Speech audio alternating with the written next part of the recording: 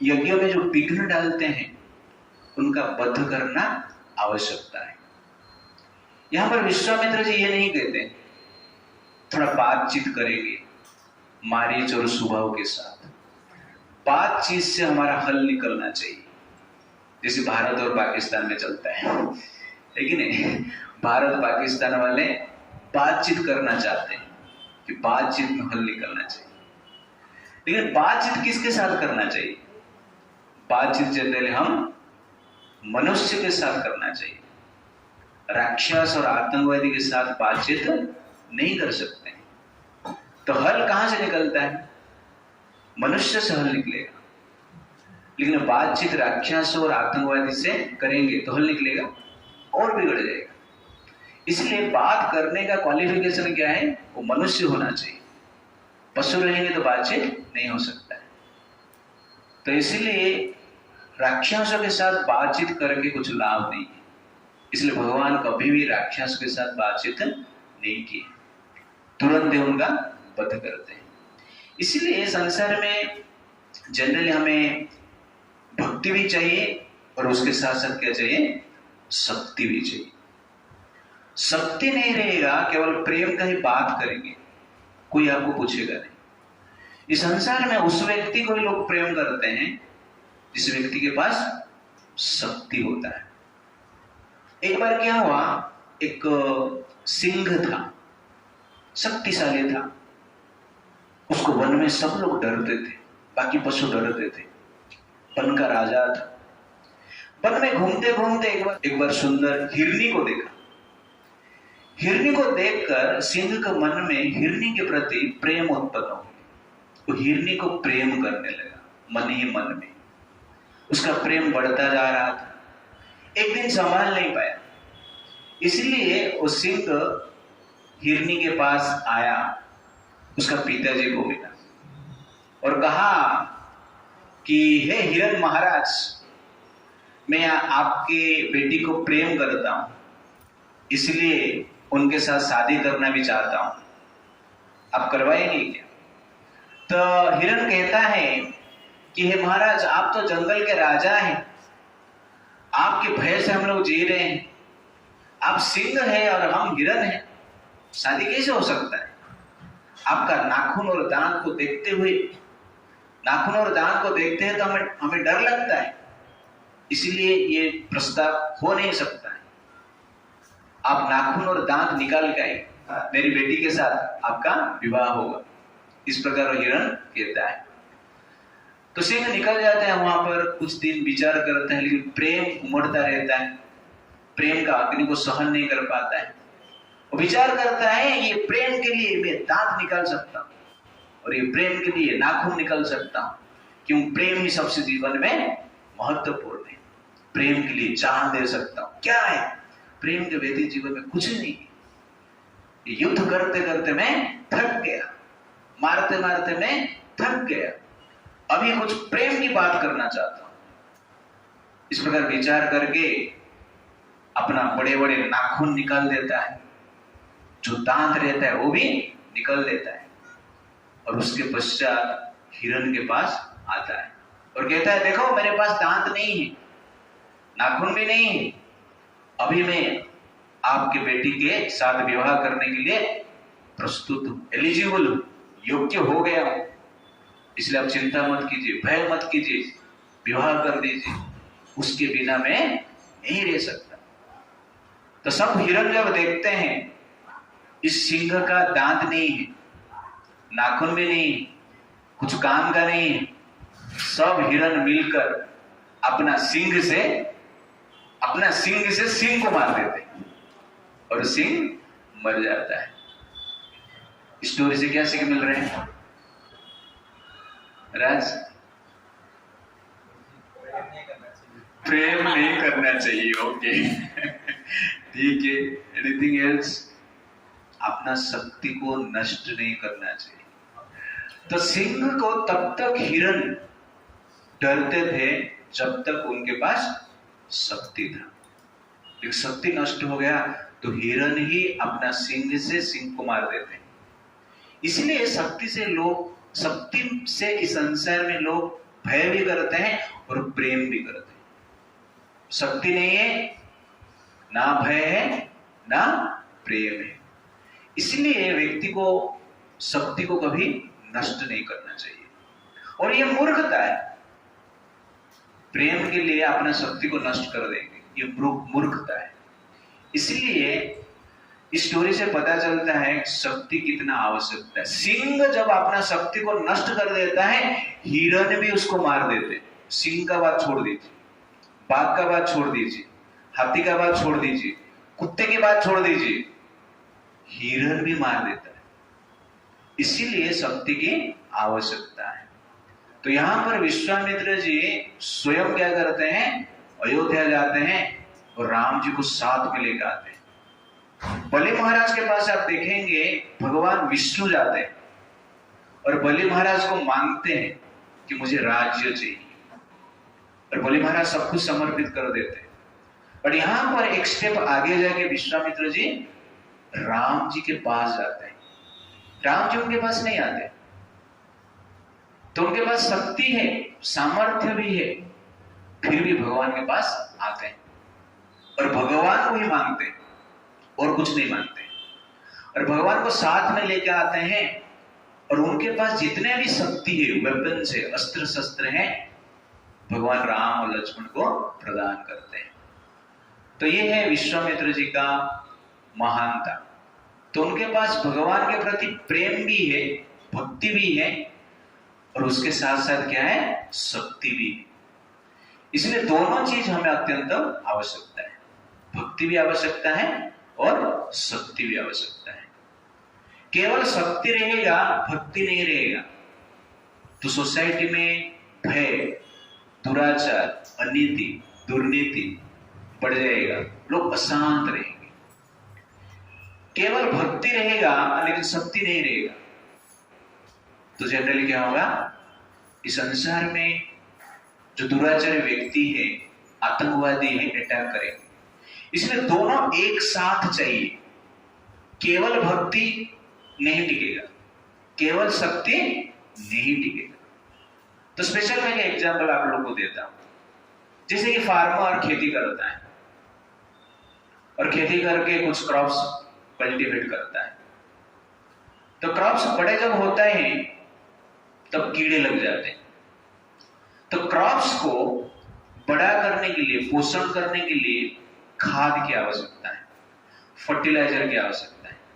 वो फर्टिलाइजर से फार्मर जो क्रॉप्स है, पेड़ पौधे हैं, उसको बड़ा कर सकता है।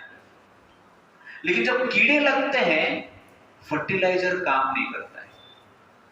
कीड़े लगेगा तो फिर भी फर्टिलाइजर डालेगा, तो कीड़े क्या करेंगे, मरेंगे? नहीं मरेंगे।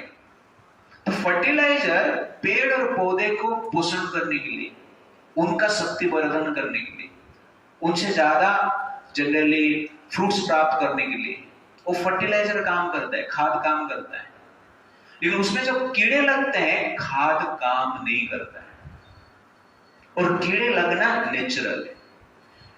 ऐसा कोई खेती नहीं है जहां पर कीड़े नहीं लगता है, इंसेक्ट नहीं लगते। इंसेक्ट नहीं खाते हैं पेड़ पौधे को, खाते ही, ये नेचुरल सिस्टम है।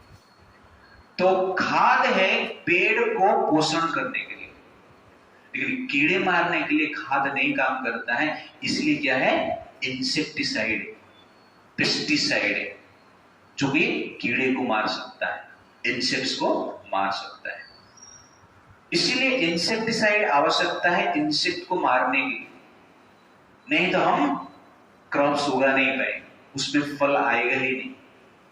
यह आवश्यकता है। तो फर्टिलाइजर की आवश्यकता है, इंसेक्टिसाइड का भी आवश्यकता है। फार्मर कहेगा मैं अहिंसा धर्म का पालन करता हूं, अहिंसा ही परम धर्म, तो क्या होगा, मर जाएगा। कि कुछ भी क्रॉप्स में कुछ फल नहीं आएगा, वेजिटेबल्स नहीं होगा, धान नहीं होगा, गेहूं नहीं होगा, तो जिएंगे किस? इसीलिए फार्मर को अहिंसा परम धर्म मानना तो है, लेकिन कभी कभी हिंसा की आवश्यकता है। हिंसा जहां पर आवश्यकता है करना ही चाहिए, नहीं तो फार्मिंग नहीं हो सकता है। तो ठीक उसी प्रकार इस संसार में जो धर्म को पालन करते हैं, जो शास्त्र है धर्म के बारे में जो हमें बताता है, धर्म का ज्ञान देता है, वो आवश्यकता है मनुष्य को। तो मनुष्य को धार्मिक बनने के लिए, सद्विचार प्राप्त करने के लिए, आदर्श मूल्य चरित्र प्राप्त करने के लिए ये शास्त्र नामक जो खाद है, फर्टिलाइजर की आवश्यकता है। लेकिन जिस प्रकार खेती में, पेड़ पौधे में कीड़े लगते, ठीक उसी प्रकार संसार में मानव के लिए कीड़े हैं। उनको हम क्या कहते हैं? दानव कहते हैं। ये दानव मानवता के लिए कीड़ा जैसे कार्य करते हैं। इसीलिए आप देखेंगे खेती में ज्यादातर कीड़े ही रहते हैं।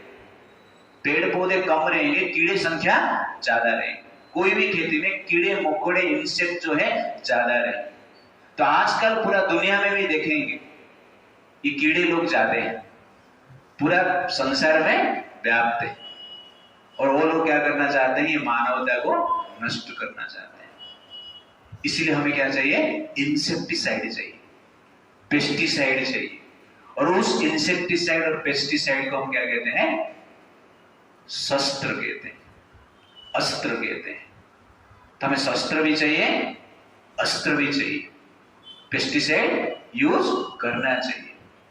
नहीं तो क्या है? पेड़ भी नहीं बचेगा, पौधा भी नहीं बचेगा और फार्मर भी नहीं बचेगा। इसीलिए यहां पर स्पेशली आप देखेंगे कि विश्वामित्र जी कहते हैं कि यज्ञ में जो विघ्न डाल रहे हैं मारीच, सुबाहु आदि राक्षस, उस समय का आतंकवाद है और कुछ नहीं। आजकल जो इसको हम आतंकवादी कहते हैं, त्रेता युग में उस आतंकवादी को हम क्या कहते थे? राक्षस कहते थे, दानव कहते थे। इसलिए दानवता को नष्ट करना आवश्यकता है। तो इसीलिए विश्वामित्र जी यहां पर क्या कह रहे हैं कि आप इनको मारो। जब बख्तियार खिलजी नालंदा विश्वविद्यालय में अटैक किया, उस समय में बिहार में बुद्धिस्ट विचारधारा से लोग प्रभावित, अहिंसा परम धर्म। बख्तियार खिलजी 200 सैनिक को ले गया था, 200 सैनिक, घोड़े सवार करने वाले जो सैनिक, 200 सैनिक के साथ इतना बड़ा यूनिवर्सिटी जो कि हजार साल से पूरा दुनिया को शिक्षा प्रदान कर रहा था, इतना बड़ा यूनिवर्सिटी को जला देता है। हजार प्रोफेसर, ब्राह्मण, ऋषि को मार देता है। और वहां पर जो लाइब्रेरी था, कितना बुक्स था पता है आप लोग को? कितना बुक्स था? 90 लाख मैन्युस्क्रिप्ट्स। कितना? 90 लाख मैन्युस्क्रिप्ट्स था। रूस में आग लगाया और वो आग 6 महीने तक चला। 200 सैनिक के साथ ये कार्य किया। क्यों? क्योंकि अहिंसा परम धर्म, ये विचार पे बिहार चल रहा था। आज भी बिहार में टोपी वाले बढ़ रहे हैं, ओके ना, और मंत्री भी टोपी पहन रहे हैं। बिहार में अभी जनरली एक बिल पास हुआ है जहां पर कि नवरात्रि का छुट्टी नहीं, दिवाली का छुट्टी नहीं, रामनवमी को छुट्टी नहीं, जन्माष्टमी को छुट्टी नहीं, और जो आतंकवादी की छुट्टी है वो जनरली क्या है? बढ़ा दिया गया है। तो एक प्रकार की बिहार में अभी बख्तियार खिलजी का शासन शुरू हो चुका है। और इस प्रकार नीति में भारत में चलता रहेगा तो आगे जाके ये स्थिति महाराष्ट्र में भी होगा, भारत का अन्य राज्यों में भी होगा। तो इस प्रकार का स्थिति, जब अहिंसा नीति को इस प्रकार अंधाधुंध फॉलो करते हैं, इस प्रकार का स्थिति निर्माण होता है। लेकिन आप ये बख्तियार खिलजी का स्टोरी आप देखेंगे। बख्तियार खिलजी नालंदा विश्वविद्यालय को नष्ट करने के पश्चात वो आसाम में अटैक किया। आसाम में जो कामाख्या मंदिर है वहां अटैक किया। लेकिन वहां पर उस समय पे जो राजा थे और जो लोग थे एक साथ मिलकर बख्तियार खिलजी को अटैक किया। उसके 200 सैनिक को मारे, बख्तियार खिलजी को बांधकर पूरा वो एरिया में रोड में खींचकर घुमाए, उसका प्रोसेसर निकाले, उसके बाद उसको मार दे। और कौन मारा? स्त्रियों ने मारा, पुरुष ने। तब सोचिए, एक स्थान पर 200 सैनिक इतना बड़ा कांड कर लेते और एक स्थान पर क्या है, साधारण स्त्रियां उसको मार देते। तो वो चीज इंपॉर्टेंट। एक बार अस्त्र नहीं उठाए, शास्त्र जल गया। तो अस्त्र उठाते तो शास्त्र नहीं जलता था, शास्त्र से अस्त्र नहीं निकलेगा। शास्त्र सिखाता है अस्त्र कैसे चलाना है। इसीलिए केवल शास्त्र को ही धारण करके रहेंगे, लेकिन अस्त्र शस्त्र नहीं उठाएंगे तो शास्त्र भी नहीं बचेगा। तो भारत का ये प्रॉब्लम है। तो रामायण में स्पेशली विश्वामित्र जी सिखाते हैं, इसलिए उनका नाम क्या है? विश्वामित्र। वो शास्त्र में पारंगत है और अस्त्र शस्त्र में भी पारंगत है, इसलिए दोनों चीज जनरली वो यूज कर रहे हैं धर्म का रक्षा करने के लिए। तो ये क्लैरिटी के साथ हमें जीना है। और भगवान आप देखेंगे कि भगवान इस संसार में जब आते हैं इस प्रकार की कार्य ही करते हैं, शास्त्र की भी बात करते हैं और उसके साथ साथ अस्त्र की भी बात करते हैं। ये दोनों आवश्यकता है और ये क्लैरिटी के साथ हमें जीना है। जैसे लास्ट टाइम मैंने बताया था, परशुराम जी का एग्जाम्पल दिया था। कभी कभी यहाँ पर विश्वामित्र जी क्षत्रियों को एनकरेज कर रहे हैं, राम जी को प्रेरित कर रहे हैं आतंकवाद को नष्ट करने के लिए। लेकिन कभी कभी आतंकवाद मान लो नष्ट करने के लिए क्षत्रिय रेडी नहीं रहते, तो परशुराम क्या करते हैं, अपने जो शिष्य रहते हैं, उनके जो शिष्य रहते हैं, सबको इकट्ठा करते हैं और क्षत्रिय के विरुद्ध में लड़ते हैं, युद्ध करते हैं। तो आवश्यकता होता है कभी कभी पब्लिक को भी आगे आने के लिए। तो हिंदू समाज में जनरली क्या है, पब्लिक आगे नहीं आते, बट आना होगा, आज नहीं तो कल। तो इस प्रकार के विचार हमारा मन में आना चाहिए। पहला तो विचार आना चाहिए, वो विचार ही नहीं हमारे पास। एक फिलोसोफर ने कहा कि भारत को मुगल्स ने 1000 साल शासन की और ब्रिटिशर्स ने 200 साल शासन की। वो फिलोसोफर कह रहा था कि भारत का फिलोसफी क्या है, हम शरीर नहीं है, हम आत्मा है। आत्मा अमर है, कभी नष्ट नहीं होता है। तो कहता है कि भारत का लोग मान लो ये जानते थे कि हम शरीर नहीं, हम आत्मा है। तो भारत को मुगल ब्रिटिशर्स 1200 साल क्या है, 12 मिनट भी शासन नहीं कर पाते थे। ये सब बोलने का ही बात है। लोग सिर्फ सुनते हैं लेकिन उसको आत्मसात नहीं कर पाते। जो व्यक्ति जानता है कि मैं शरीर नहीं हूं, मैं आत्मा हूं, भय किधर है? अस्त्र को क्यों डरेगा? तो भारत 1200 साल शासन क्यों हुआ?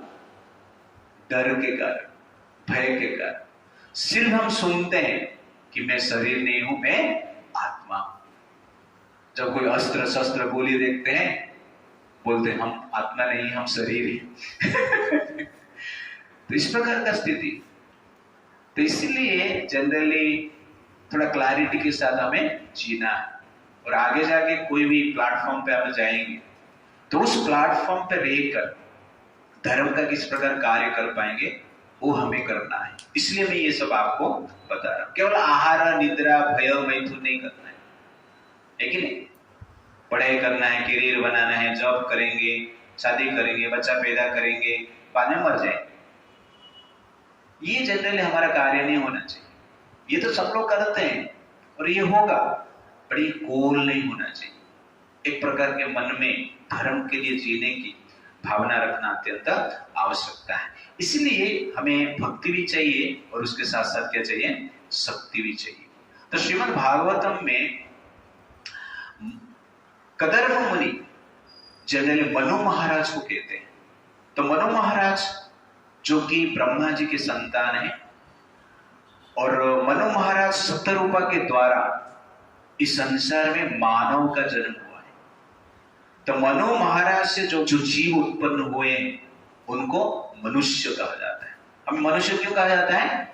क्योंकि हम मनु महाराज से उत्पन्न हुए हैं, पूर्वज मनु महाराज से आए हैं, तो इसीलिए मनुष्य कहा जाता है। उस मनु महाराज को कर्दम मुनि कहते हैं। If you did not mount your victorious jeweled chariot whose mere presence threatens culprits. If you did not produce fierce sounds by the toying of your bows, if you did not roam about the world like the brilliant sun, leading a huge army whose trampling feet cause the globe of the earth to tremble, then all the moral laws governing the varnas and ashramas created by the Lord himself would be broken by the rogues and rascals. आतंकवादियों के द्वारा धर्म नष्ट हो जाएगा। तो पहले मनु महाराज, और मनु महाराज को करदम मुनि कह रहे, मुनि ये भी साधु ही क्या कह रहे हैं कि आप जब अस्त्र शस्त्र सैनिक लेके संसार में घूमेंगे नहीं, तब तक ये कीड़े मकोड़े जो है, जो कि खेती का क्रॉप्स को नष्ट कर देते हैं, मानवता को नष्ट कर देते हैं, सनातन धर्म को नष्ट कर देते हैं, उनसे बच नहीं पाएंगे। जिस प्रकार पेड़ पौधे कीड़े से नष्ट हो जाता है, ठीक उसी प्रकार वैदिक शास्त्र मानवता कलयुग का जो कीड़े मकोड़े है संसार में घूम रहे धर्म के नाम पे, वो ये पेड़ पौधे को काट रहे हैं। तो इस क्लैरिटी हमारे पास होना चाहिए। भक्ति एंड शक्ति both are essential to have peace and prosperity in the society. एक नहीं चले, एक से प्रॉस्पेरिटी नहीं रहेगा। भारत सोने का चिड़िया था, आज किधर गया सोने का चिड़िया? उड़ के चला गया। ऐसा है सोने का चिड़िया था तो किधर गया वो चिड़िया? क्योंकि शक्ति को हमने फॉलो नहीं किया, इसलिए जनरली प्रॉब्लम है। इसलिए शक्ति को फॉलो करना आवश्यक, करना शक्ति को उपासना करना, प्रैक्टिस करना आवश्यक है। नहीं तो सिंह को भी हिरन मार देंगे। तो ऐसे ही हो रहा है, इसलिए आपके पास अस्त्र शस्त्र होना आवश्यकता है।